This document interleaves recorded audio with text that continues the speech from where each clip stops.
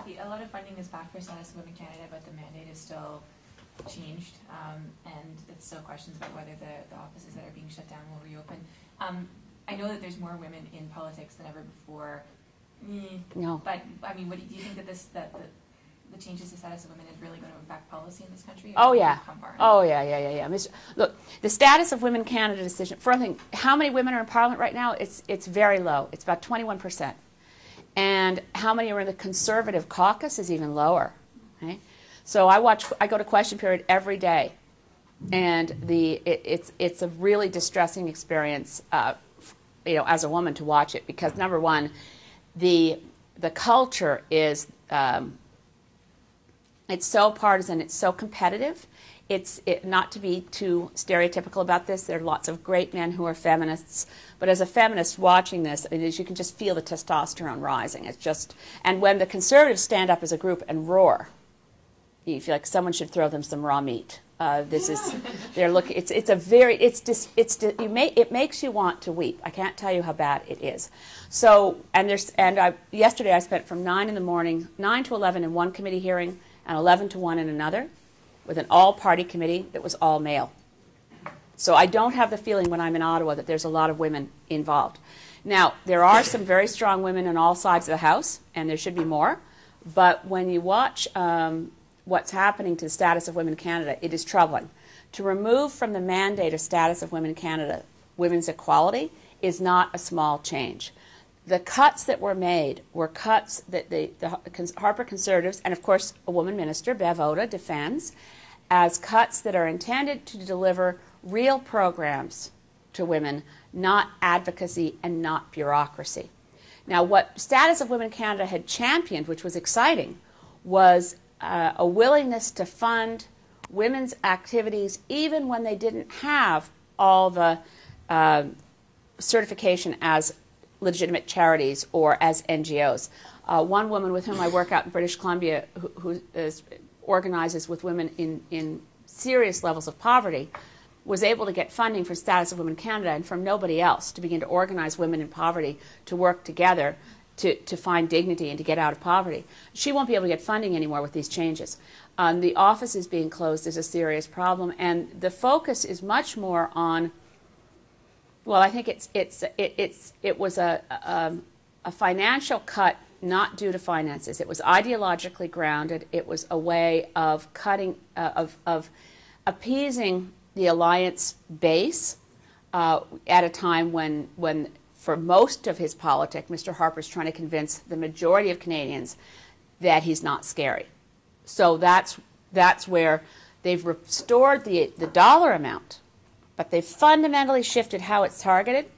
So it's not going to go to advocacy organizations of women fighting for women's rights anymore, ever, until we get rid of that government.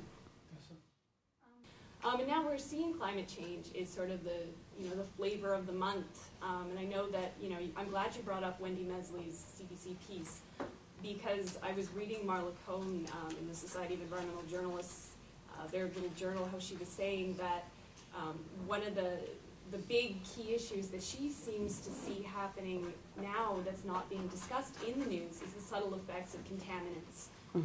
Building up in animals and humans. And it's not just about cancer anymore, it's about the immune system and everything else. So, what is your advice to reporters who want to break into the environment beat and who want to sort of cover these stories? Should we be specializing more in epidemiology and toxicology? Should we be, I have a few, problems with sort of latching on to NGOs, particular NGOs, because there are issues of independence there. Yeah. But how can we, especially in a media environment that's so conglomeratized and it's so concentrated in this country, what is... Yeah, it's a very good question. I don't know if you have to be a toxicologist to be able to explain toxicology. it gives you a certain leg up, but the issues that one deals with if you're looking at contaminants in human health, just that area of contaminants in human health, there's no one discipline that allows you to explain what needs to be explained to the average reader. Because you can understand toxicology, but where are you on epidemiology? And you can understand epidemiology, but where are you on specific areas of fate and persistence of chemicals in the environment? And these are all different discipline areas. So I think latching on, if not to an NGO, find credible scientists and spend time with them, because they're very generous with their time. They tend to be very comfortable with educating you and reviewing things.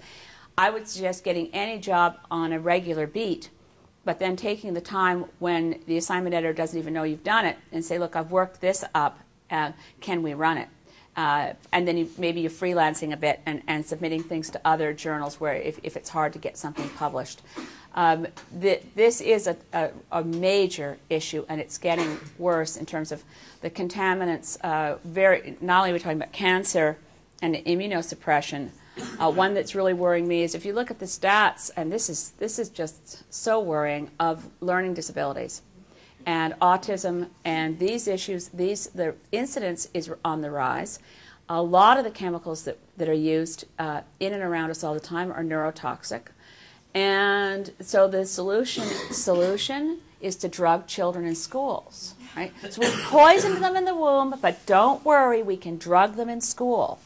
And if we were an animal population and we were looking at whether we seem to be healthy as a population, this is one of my major rants, is that we need to shift off from, as a society and as regulators, they regulate in a very legalistic way. So chemicals are innocent till proven guilty. And then you have to have a line of causation that's bulletproof. And since we're in a soup of chemicals all the time, it's very hard to say this one caused that effect without the interference of all the others. So we need to try to, if journalists could begin to pick up on some of these notions and bring them forward. There's some fantastic, just in case any of you want to do a piece on this, the best health and environment research team in the world is at UQAM. And because they're Francophone, English Canada has never heard of them. It's just incredible. Dr. Donna Mergler and her team have done work all around the world. They are the leading team on heavy metals and on many pesticides, and it's actually, as it happens, it's a feminist research group in women, in health and the environment. And it's called Symbios. It's at UQAM. And nobody this is one of the other things that frustrates me a lot, is for the most part, the only news English Canada hears about Quebec is news relating to the Quebec question, not what cool stuff is going on within Quebec that would otherwise be covered if it wasn't in Quebec. And that might be a breakthrough area. But I'd find a scientist and link onto them, and then give the NGOs benefit of the doubt. NGOs have to be very, very careful to keep their credibility. Not everybody is sufficiently careful, but the larger ones generally are. Okay. On that note. I want to thank all of you for coming, and on behalf of all of you in the Department of Journalism, I want to present Elizabeth with something. For anyone who knows the east coast of Canada, you know that on some rare days there's a particular kind of sunshine that you have to protect yourself from. So when Elizabeth heads out to defeat Peter MacKay in Brighton, we have an umbrella for you. Thank you. An umbrella, that's fantastic. I'm always using umbrellas. No, it's great. Thank you. Yes. Yeah, nobody asked me why I'm running against Peter MacKay. I forgot to tell you, I'm running against Peter MacKay because I can win there. Sorry, I just wanted to tell you.